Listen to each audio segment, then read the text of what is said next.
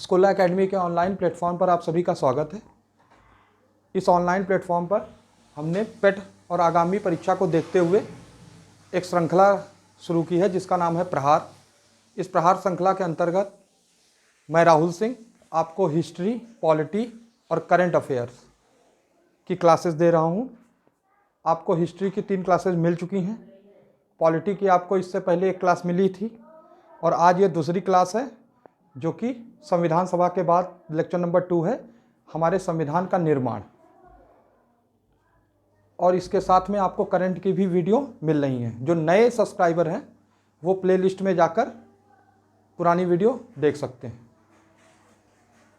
आने वाले समय में आपको इसी प्लेटफॉर्म पर बायो की और साथ साथ में मैथ की भी क्लासेस अवेलेबल है या अवेलेबल होंगी। तो आज का जो हमारा टॉपिक है वो है संविधान का निर्माण। अगर इस टॉपिक से पहले किसी ने पिछला वीडियो नहीं देखा है तो जाके पहले पिछला वीडियो देखेगा जिसमें पूरी संविधान सभा का निर्माण किया गया था और आज वो संविधान सभा किस प्रकार से संविधान को बनाएगी इसके विषय में हम लोग बात करेंगे। देखिए, तो आज का टॉपिक है संविधान का निर्माण। तो संविधान का निर्माण, संविधान का निर्माण, कॉन्स्टिट्यूट ऑफ कॉन्स्टिट्यूशन या संविधान का निर्माण, इस पूरी प्रोसेस को आज हमें एक ही वीडियो में समझना है कि हमारा संविधान जो बोला जाता है वो कब बना और कैसे बना। तो संविधान का निर्माण में आपको सबसे पहले याद रखना है कि संविधान सभा जो आप पिछले लेक्चर में हुआ था, संविधान सभा की जो पहली बैठक हुई वो 9 दिसंबर 1946 को हुई। मैंने बताया था इसमें 2 दिन आप जोड़ दीजिए, तो जब आप 2 दिन जोड़ लेते हैं तो ये हो जाता है 11 दिसंबर। तो 11 दिसंबर 1946 हो जाता है और फिर 2 दिन जोड़ लेते हैं तो 13 दिसंबर और 1946 हो जाता है। ये डेट आपको याद रखनी है। 9 दिसंबर 1946 का जो पहली बैठक है इसी से हमारी संविधान सभा मानी जाती है। मतलब कि जब आपके क्वेश्चन आएगा कि संविधान का सभा का निर्माण कब हुआ तो आप लगाएंगे 9 दिसंबर 1946 को। इस पहली बैठक में मैंने आपको बताया कि सच्चिदानंद सिन्हा जी को अध्यक्ष बनाया गया था जो कि अस्थायी अध्यक्ष थे। तो अस्थायी अध्यक्ष थे और साथ साथ में एक और नाम आता है इसमें H.C. मुखर्जी का। तो H.C. मुखर्जी ये उपाध्यक्ष थे, उपाध्यक्ष नियुक्त किया गया था। ये पहली बैठक की बात चल रही है। तो सच्चिदानंद सिन्हा जी को अध्यक्ष और H.C. मुखर्जी को उपाध्यक्ष नियुक्त किया गया था। जो दूसरी बैठक है मतलब कि 11 दिसंबर 1946 वाली, इस बैठक में स्थायी अध्यक्ष बनाए गए डॉक्टर राजेंद्र प्रसाद। तो डॉक्टर राजेंद्र प्रसाद बनाए गए और संवैधानिक सलाहकार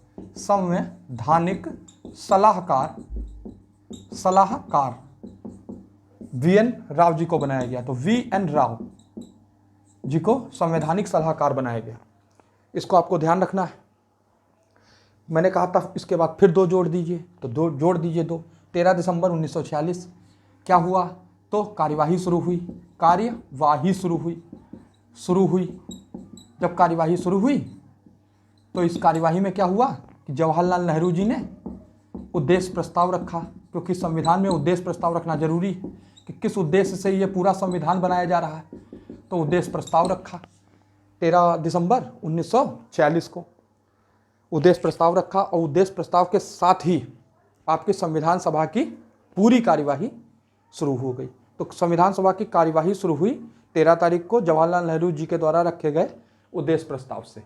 ये चीज़ ध्यान रखिएगा आप। इस उद्देश्य प्रस्ताव में क्या था ये आपको लेक्चर नंबर 3 में मिलेगा जिसका टॉपिक रहेगा उद्देशिका। तो ये चीज़ आपको ध्यान रखनी है। ये ग्राफ ये सर क्यों बता रहे हैं, ये सर इसलिए बता रहे हैं क्योंकि अगर क्वेश्चन डायरेक्ट आता है पहले लेयर पर कि संविधान सभा का निर्माण कब हुआ तो आप इससे पहले वाला लेक्चर अगर नहीं देखें तो अब इसमें याद रख लीजिए कि 9 दिसंबर 1946 को हुआ। पहली बैठक में अस्थायी अध्यक्ष सच्चिदानंद सिन्हा, H.C. मुखर्जी उपाध्यक्ष। 2 दिन के बाद 11 दिसंबर 1946 को स्थायी अध्यक्ष बना दिए गए डॉक्टर राजेंद्र प्रसाद और संवैधानिक सलाहकार बना दिए गए V.N. राव। इसके ठीक 2 दिन के बाद 13 दिसंबर 1946 कार्यवाही शुरू हुई। उद्देश्य प्रस्ताव से जवाहरलाल नेहरू जी के द्वारा प्रस्तुत किया गया। तो ये जो पहला चित्र है जो आपको स्क्रीनशॉट लेना है, इसका आप स्क्रीनशॉट ले लीजिएगा। आप इस वीडियो को अपने साथ लिख सकते हैं। अगर आपको लगता है कि मुझे एक ही बार में याद हो जाता है तो आप देख लीजिएगा और 2 से 3 बार इसको देख लीजिएगा, जिससे कि आगामी परीक्षाओं में आप इस क्वेश्चन को कर सकें। तो ये तो हो गया आपका चित्र नंबर 1 कि संविधान सभा शुरू कैसे हुई। अब मैंने बताया कि 13 दिसंबर 1946 को जवाहरलाल नेहरू जी ने जब उद्देश्य प्रस्ताव प्रस्तुत किया तो इसी उद्देश्य प्रस्ताव के साथ ही संविधान निर्माण की प्रक्रिया शुरू होती। तो अब बात करते हैं कि ये उद्देश्य प्रस्ताव के बाद क्या हुआ।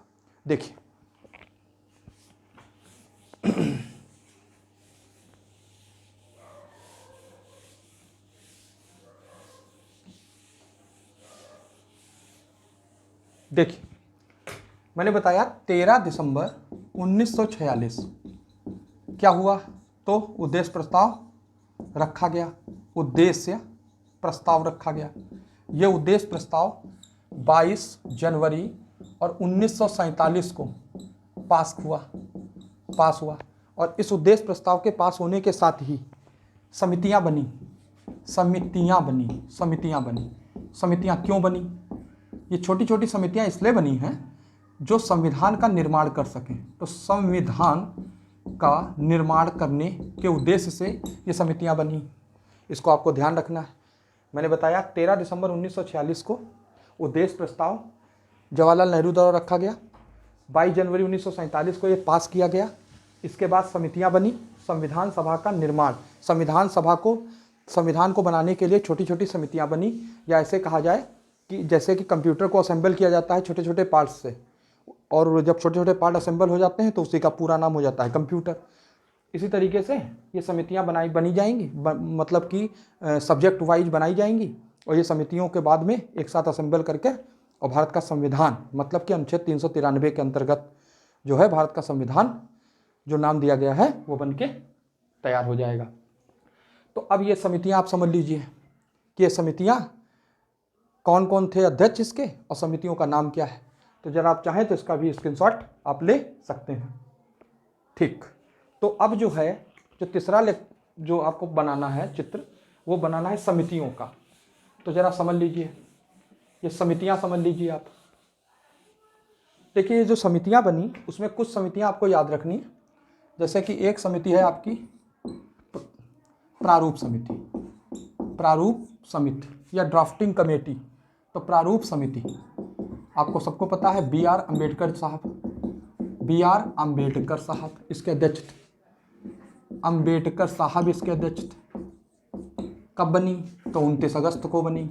29 अगस्त के बाद सन कौन है? तो 1947 है। क्यों बनी? क्योंकि संविधान का जो प्रारूप है वो तैयार करना है, या फिर इस पर विचार करना है, संविधान के प्रारूप पर विचार करना है। इस समिति का मुख्य काम यही है। कुल कितने सदस्य हैं? तो 7 सदस्य हैं। 7 सदस्य कौन कौन से हैं? तो 7 सदस्यों के नाम आप याद रख लीजिए। एक तो हो गए आपके अम्बेडकर साहब, तो बी आर अम्बेडकर एक सदस्य हो गए इसके। अम्बेडकर ये कौन है? अध्यक्ष हैं। तो 1 नंबर ये हो गया। 2 नंबर एक नाम आता है गोपाल स्वामी अयंगर का। तो गोपाल स्वामी अयंगर आप याद रख लीजिए, नाम याद रखिएगा। ये नंबर 2 है कैंडिडेट इसके।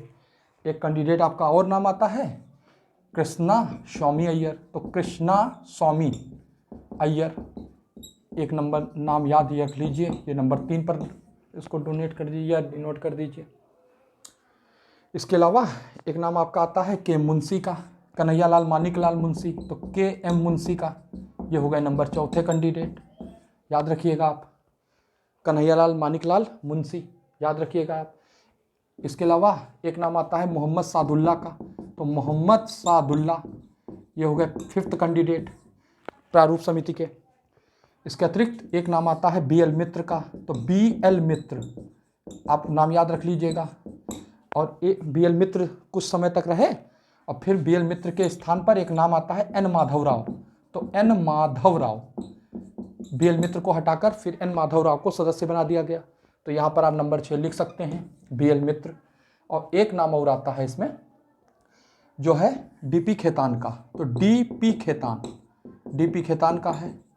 DP खेतान की मृत्यु हो गई थी, तो इनकी मृत्यु के बाद एक और नाम आ जाता है इसी में, T कृष्माचारी का। DP खेतान की मृत्यु हो गई तो T कृष्माचारी सदस्य बना दिए गए। तो कुल मिला के 7 सदस्य हैं प्रारूप समिति में। आपको याद रखना है प्रारूप समिति के अध्यक्ष कौन है, तो आप लगा लेंगे अम्बेडकर साहब हैं। प्रारूप समिति के 7 सदस्य ये हैं। कब बनी? 29 अगस्त 1947 को बनी।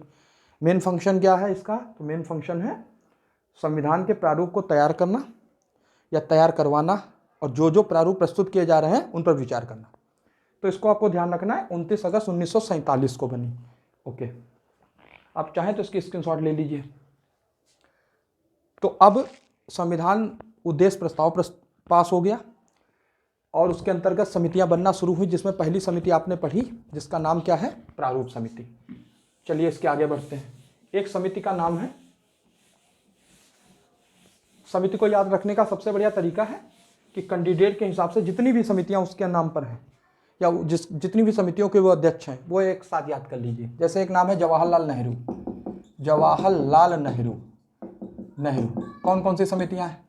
तो संघ संविधान समिति।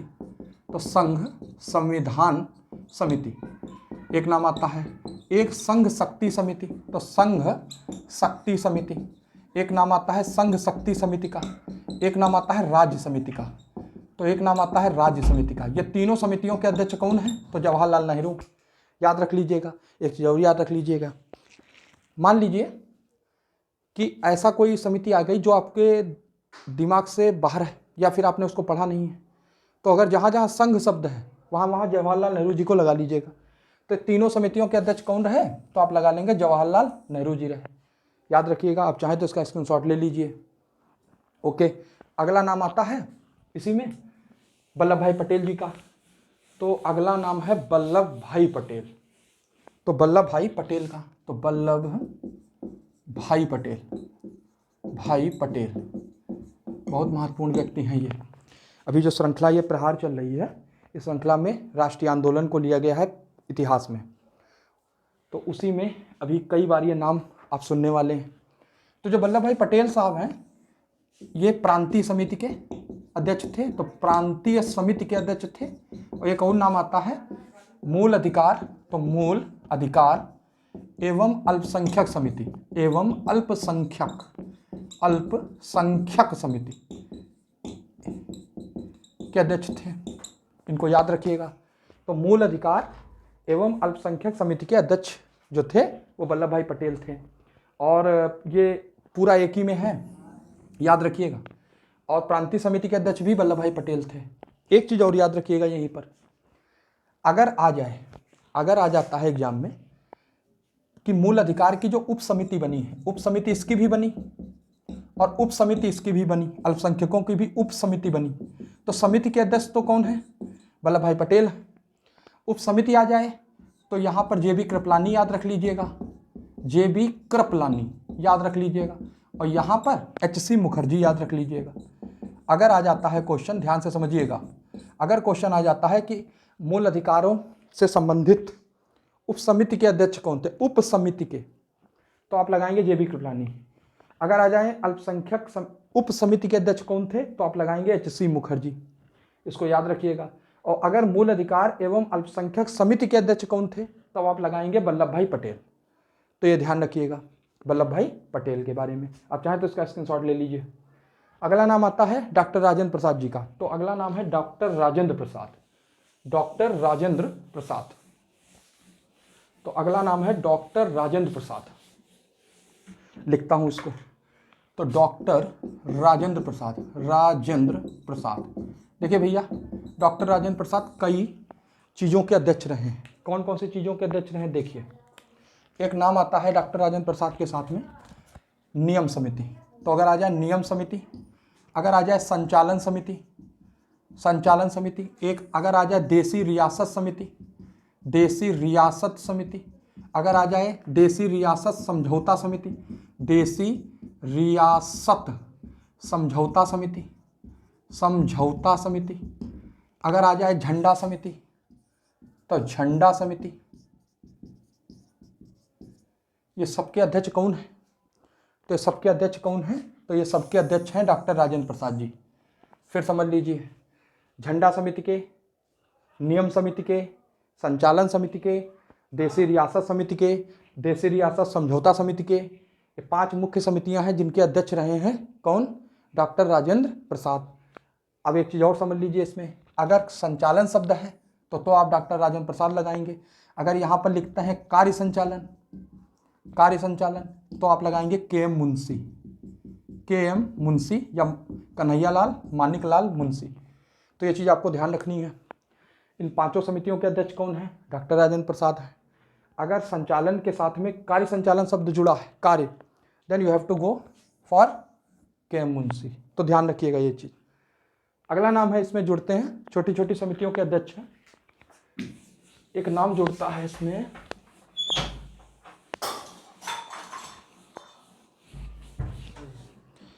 इसमें एक नाम जुड़ता है। इधर मैं कमेटी लिख रहा हूँ, उधर अध्यक्ष, या फिर इधर कमेटी लिख देता हूँ, इधर अध्यक्ष लिख देता हूँ। चलिए, एक नाम इसमें आता है प्रत्यय पत्र, प्रत्यय पत्र संबंधी समिति, संबंधी समिति। तो आप क्या लगा लेंगे? समिति, संबंधी समिति। क्या लगा लेंगे? तो आप लगाएंगे कृष्णा स्वामी अय्यर। तो कृष्णा स्वामी अय्यर लगा लेंगे। ध्यान रखिएगा ये बात। अगर आता है आवास समिति के कौन है? तो आवास समिति के कौन है? तो आप लगाएंगे पट्टाभी सीतारमैया, सीतारमैया। कांग्रेस का इतिहास नामक बुक लिखी है इन्होंने, history of Congress, had been written by the Pattabhi Sitaramayya. एक और अगर नाम आता है इसमें, प्रत्यय पत्र के बाद में आवास समिति के साथ में एक और नाम आता है सर्वोच्च न्यायालय समिति। तो सर्वोच्च न्यायालय समिति, तो न्यायालय समिति। अगर पूछता है कौन अध्यक्ष है, तो आप लगाएंगे एस वारदाचार्यार। तो वारदाचार्यार, चारियार, एस वारदाचार्यार लगा लीजिएगा नाम, एस वारदाचार्यार नाम लगा लीजिएगा। अगर आता है कि पूर्वोत्तर राज्यों से संबंधित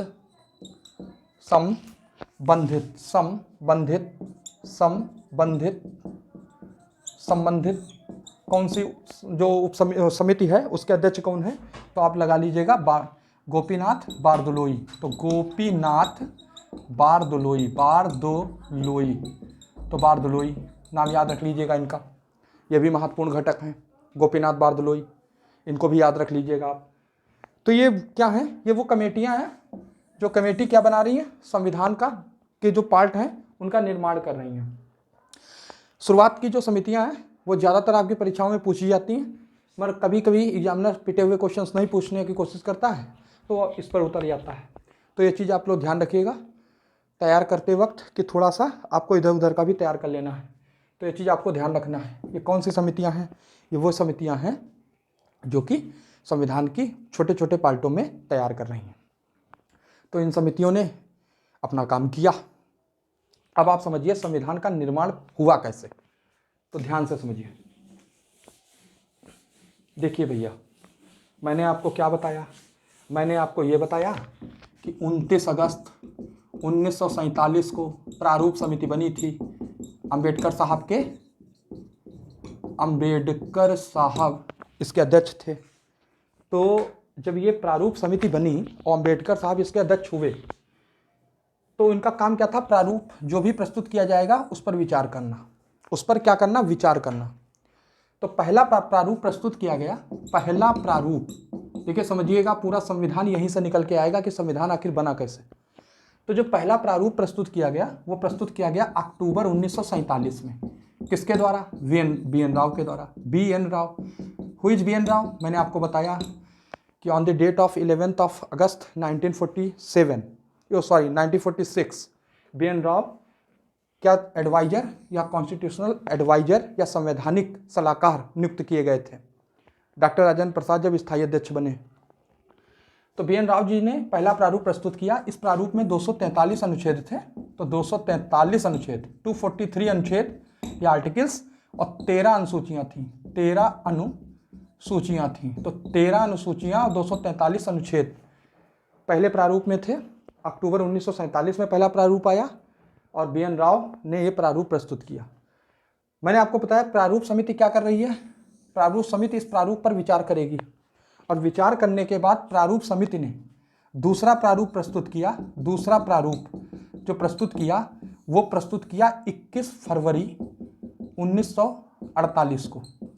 21 फरवरी 1948 को दूसरा प्रारूप प्रस्तुत किया गया इस प्रारूप समिति के द्वारा। बी एन राव के प्रारूप को ध्यान में रखते हुए और उस पर विचार कर कर जो दूसरा प्रारूप बन रहा है वो 21 फरवरी 1948 को बन रहा है। इसमें क्या था, इसमें 315 अनुच्छेद थे, तो 315 अनुच्छेद थे और कितनी अनुसूचियां थी, तो अनुसूचियां थी 8, अनुसूचियां थी 8। ये दूसरा प्रारूप आया, इस पर भी विचार किया गया, इस पर भी वाद विवाद हुए। इस पर वाद विवाद के बाद संविधान में तीसरा प्रारूप रखा गया। तीसरा प्रारूप कब रखा गया, तीसरा प्रारूप रखा गया 26 अक्टूबर 1948 को। ये तीसरा प्रारूप रखा गया। ये तीसरा प्रारूप जब रखा गया तो संविधान सभा में इस तीसरे प्रारूप को स्वीकार किया गया और इसी पर 3 वाचन होंगे। क्या होंगे, 3 वाचन। वाचन का मतलब समझते हैं विचार विमर्श। तो इसी प्रारूप पर 3 वाचन होंगे। फिर से समझ लीजिए, पहला जो प्रारूप था वो रखा गया बी एन राव जी के द्वारा, जिसमें 243 अनुच्छेद और 13 अनुसूचियां थी। इस पर विचार विमर्श करने के लिए प्रारूप समिति ने विचार विमर्श किया इस पर, इसीलिए प्रारूप समिति मैंने साइड में लिख रखा है। विचार विमर्श किया और विचार विमर्श करने के बाद दूसरा प्रारूप रखा 21 फरवरी 1948 को, जिसमें 315 अनुच्छेद थे और 8 अनुसूचियां थी। इसके बाद इस पर भी विचार किया गया और तीसरा प्रारूप रखा गया 26 अक्टूबर 1948 को और इट हैड बीन एक्सेप्टेड। और इसी पर क्या होंगे, 3 वाचन होंगे। समझ गए होंगे आप। अब आप इसका स्क्रीनशॉट लीजिए जिससे कि इसको आगे बढ़ाई जा सके कहानी। तो इस पर 3 वाचन होंगे। तो जो अब है वो 3 वाचन कहाँ हुए, कैसे हुए, ये समझिए। देखिए,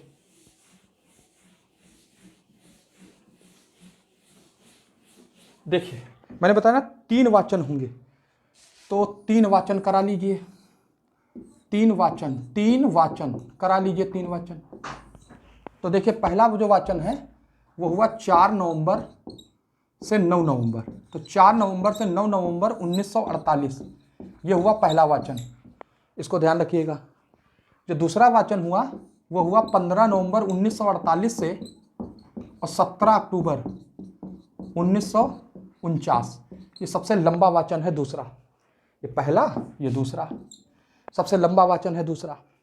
और जो तीसरा वाचन है वो 14 नवंबर से और 26 नवंबर है। कब है, 1949।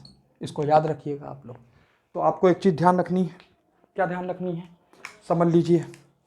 जो पहला वाचन है वो कब का है, 4 नवंबर से 9 नवंबर तक का है। जो दूसरा वाचन है वो 15 नवंबर से 17 अक्टूबर तक का है। जो तीसरा वाचन है वो 14 नवंबर से 26 नवंबर तक का है। क्या हो रहा है इसमें, इसमें ये हो रहा है कि संविधान पर विचार विमर्श हो रहा है। कितने नंबर के प्रारूप पर, तो तीसरे नंबर के प्रारूप पर। इतने दिन क्या हुआ कि इतना लंबा चला दूसरा वाचन, तो आप समझ लीजिए 7635 संशोधन करने की बात कही गई थी। आए थे संशोधन, जिसमें से 2437 संशोधन एक्सेप्ट किए गए, मतलब कि सहमति दी गई। उसके बाद ये तीसरा वाचन हुआ 14 नवंबर 14 से 26 नवंबर को। ये वाचनों की डेट आपको याद रखनी है और सन के साथ याद रखनी है। अगर गड़बड़ा जाइएगा वहाँ या घबरा जाइएगा तो पड़ोस में अपने सोच के और साइड में लिखिएगा कि हाँ यहाँ से यहाँ वाचन हुआ है। लिख के ले मत जाइएगा, मतलब यह है कि वहाँ पर सोच के लिखिएगा, नहीं तो कांड हो जाएगा। तो समझ गए। तो 4 से 9 नवंबर, 15 नवंबर से 17 अक्टूबर और 14 नवंबर से 26 नवंबर। आप याद रख पाएंगे, ये याद रखिएगा। अगर आ जाए कौन सा वाचन सबसे लंबा है, which is largest session, then you have to go second. 7635 संशोधन और 2437 क्या है, 2437 क्या है, इसमें सहमति। 2437 पर सहमति दे दी कि भैया आप सही कह रहे हो, तो 14 से 26 नवंबर ये तीसरा वाचन है। अब आप समझ लीजिए ये जो 26 नवंबर की आप डेट देख रहे हो ये बहुत महत्वपूर्ण डेट है। तो जो अंतिम वाचन की अंतिम डेट है उस पर क्या हुआ ये समझिए।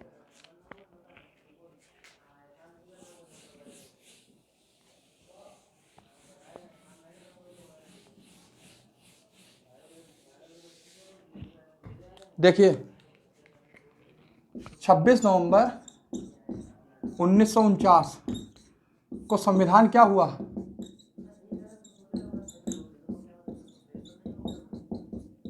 अंगीकार किया गया। याद रखिएगा 26 नवंबर 1949 को संविधान अंगीकार किया गया या अंगीकृत किया गया। अंगीकार की जगह आप अंगीकृत लिख लीजिए, ज़्यादा सही है। तो संविधान अंगीकृत किया गया है 26 नवंबर 1949 को, अंगीकृत किया गया है 26 नवंबर 1949 को। अभी जब मैं उद्देशिका पढ़ाऊंगा तो अंतिम डेट में उसमें 3 शब्द लिखे हैं, तो उसी में से एक अंगीकृत है। आत्मार्पित अंगीकृत करते हैं। तो 26 नवंबर 1949 को अंगीकृत किया गया। कुल 15 + 1 मतलब लगभग 16 अनुच्छेद इस दिन लागू हुए। कुछ 16 अनुच्छेद इसमें लागू हुए। कौन कौन से 16 अनुच्छेद लागू हुए जरा ये समझ लीजिए। तो एक अनुच्छेद है 5, 6, 7, 8, 9, ऐसे याद कर लीजिए। 5, 6, 7, 8, 9, 60, 324, 60, 324, 60, 324, 379, 380, 366, 367, 379, 380, 388, 391, 392, 393, 394। जरा गिनते हैं। 1, 2, 3, 4, 5, 6, 7, 8, 9, 10, 11, 12, 13, 14, 15, 16, 15 + 1 तो 5, 6, 7, 8, 9। ये तो आपको अभी जब संविधान पढ़ाएंगे 5 से 9 तक के क्या हैं, ये तो नागरिकता से संबंधित है। 60वें में शपथ है राष्ट्रपति की, बहुत फेमस है। 324 से लेकर के ये 3 याद रख लीजिएगा। 79, 80, 91, 93 में हमारे संविधान का नाम है कि संविधान का नाम जो है भारत का संविधान है। इस संविधान का जो नाम है हमारे कौन क्या होगा, ये 393 में। और 94 ये कहता है कि लागू जो है वो 26 जनवरी 1950 को होगा। मतलब पूरा संविधान कब लागू होगा, तो आप लगाएंगे 26 जनवरी 1950 को लागू होगा। तो ये चीज़ आपको ध्यान रखना है। 26 नवंबर 1949 को इसीलिए क्या कहा जाता है, तो संविधान दिवस मनाया जाता है। तो ये क्या है, ये संविधान दिवस है जो 26 नवंबर 1949 को मनाया जाता है, क्योंकि संविधान अंगीकृत और आत्मार्पित जो किया गया है वो 26 नवंबर 1949 को किया गया है। हाँ, पूरा जो लागू है वो 26 जनवरी 1950 को लागू। तो जब संविधान बन के तैयार हुआ तब क्या हुआ, कुछ फैक्ट आपसे पूछते हैं, वो भी अंतिम रूप से आप समझ लीजिए। तो देखिए भैया, जब ये संविधान बन के तैयार हुआ, तो जब संविधान बन के जब ये तैयार होगा भैया, तो इस संविधान में आप समझ लीजिए संविधान सभा में संविधान को तैयार करने के लिए कुल 12 बैठकें हुई हैं या 12 अधिवेशन हुए हैं। कुल 12 बैठकें हुई हैं। 11 + 1, 11 में संविधान बना। और ये जो अंतिम बैठक हुई 12वीं, ये हुई कब, तो 24 जनवरी और 1950 को ये अंतिम बैठक हुई। किसकी, संविधान सभा की। ये पीसीएस में आया पहले, उसके बाद आरओ में आया, और अब हमको लगता है कि ये फिर से आने वाला है क्वेश्चन कि अंतिम बैठक कब हुई, तो 24 जनवरी लगाइएगा, 26 जनवरी मत लगाइएगा। और ये कौन सी नंबर की बैठक थी, तो 12वीं थी। 11 + 1 कुल कितनी बैठक, तो 11 + 1 मतलब कि 12 बैठक कुल। और ये जो 12वीं जो एक क्यों लिखा, एक इसलिए लिखा क्योंकि इसी बैठक में हस्ताक्षर हुए थे संविधान पर।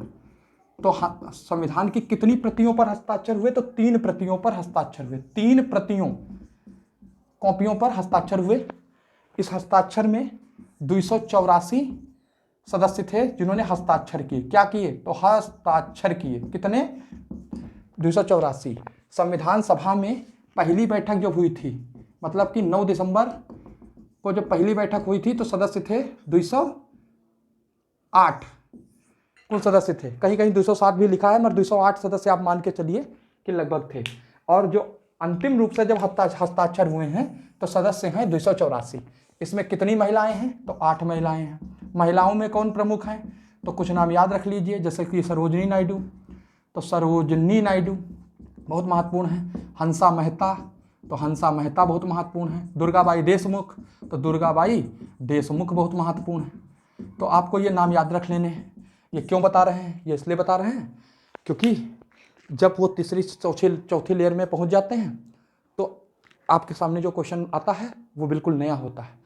आपको पढ़ा हुआ टॉपिक से आप क्वेश्चन नहीं कर पा रहे हैं। क्यों? क्योंकि तीसरी से चौथी लेयर तक वो पूछ लेते हैं। इसको ध्यान रखिएगा। तो आपको आ जाएगी कुल बैठक तो 12 लगाइएगा। अगर आ जाए कि अंतिम बैठक कब हुई संविधान सभा की, जो 11+1 लिखा है, तो 24 जनवरी 1950 लगाइएगा। अंतिम बैठक में कितने सदस्य? 284। कितनी प्रतियों पर हस्ताक्षर? 3 पर। कितनी महिलाएं? 8 महिलाएं। याद रख पाएंगे आप? तो इस तरीके से इस पर हस्ताक्षर हुए। इसी दिन संविधान सभा को भंग कर दिया गया। तो संविधान सभा क्या कर दी गई? 24 जनवरी को भंग कर दी गई। और इसको किस में बदल दिया गया? तो अंतरिम संसद में बदल दिया गया। अंतरिम संसद में बदल दिया गया। राजेंद्र प्रसाद जी को भारत का राष्ट्रपति चुन लिया गया। राजेंद्र प्रसाद जी को, अभी वो संविधान सभा द्वारा निर्वाचित हैं। और 1952 में जब चुनाव होगा राष्ट्रपति का, तब वो भारत के पहले राष्ट्रपति बनेंगे। और 1957 में फिर से वो भारत के राष्ट्रपति बनेंगे। तो एक राष्ट्रपति हैं एकमात्र जो 2 बार राष्ट्रपति रहे हैं।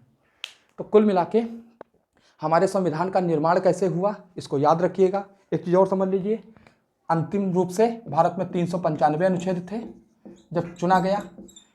8 अनुसूचियाँ थीं, तो 8 इधर लिख देते हैं जगह। 395 अनुच्छेद थे, तो 395 अनुच्छेद, 8 अनुसूचियाँ थीं, तो 8 अनुसूचियाँ थीं। और कितने भाग थे? तो 22 भाग थे। आगे चलकर इन्हीं में संशोधन होगा। 8 से 12 अनुसूचियाँ हो जाएंगी, 22 से 24 भाग हो जाएंगे। 395 में लगभग 450 प्लस हो जाएंगे अनुच्छेद। मूल संख्या में परिवर्तन सिर्फ इनमें किया गया, उनमें किया गया, अनुच्छेद में नहीं किया गया। और खंड वाइज जोड़ दिया गया, जैसे 15, 2, 3, 4, 5। तो ये चीज़ ध्यान रखना। तो आज का जो लेक्चर है उसमें मैंने आपको कंप्लीट प्रोसेस बताई है। आप चाहें तो इसको एक बार में देख सकते हैं, और आपको लगता है कि मेरी वो क्षमता है कि याद कर सकते हैं, तो आप आराम से इसको 2 से 3 बार देख के याद कर सकते हैं। अन्यथा आप इसको लिख लीजिएगा। मैंने आपको बताया कि संविधान सभा ने कैसे संविधान बनाया। पहले हमने पूरी संविधान सभा पिछले लेक्चर में बनाई है। जो इसमें नए कैंडिडेट जुड़े हैं वो इसको प्लेलिस्ट में जाके इसको देख लीजिएगा। ये हमारी स्कूला एकेडमी का ऑनलाइन प्लेटफॉर्म है, जिस पर ये जो सीरीज चल रही है इसका नाम है प्रहार। ये प्रहार सीरीज में पहला जो टारगेट है वो पेट परीक्षा है। इसके बाद आगामी जितनी भी परीक्षाएं हैं, चाहे एनडीए की हो, चाहे सीडीएस की, चाहे आरओ की हो, और चाहे पीसीएस की, आपको उसी लेवल का कंटेंट हम उपलब्ध कराएंगे। मेरी पूरी टीम पूरी तरीके से इसके लिए समर्पित है। आपको मैथ के भी इसी चैनल पर वीडियो मिल रहे हैं, और साथ साथ में 2 या 3 दिन में आपको बायो के वीडियो मिलने शुरू होंगे। एक चीज़ और आप लोग और याद रख लीजिएगा, आप वीडियो को सब्सक्राइब और लाइक करना मत भूलिएगा। जय हिंद, जय भारत, जय श्री कृष्ण।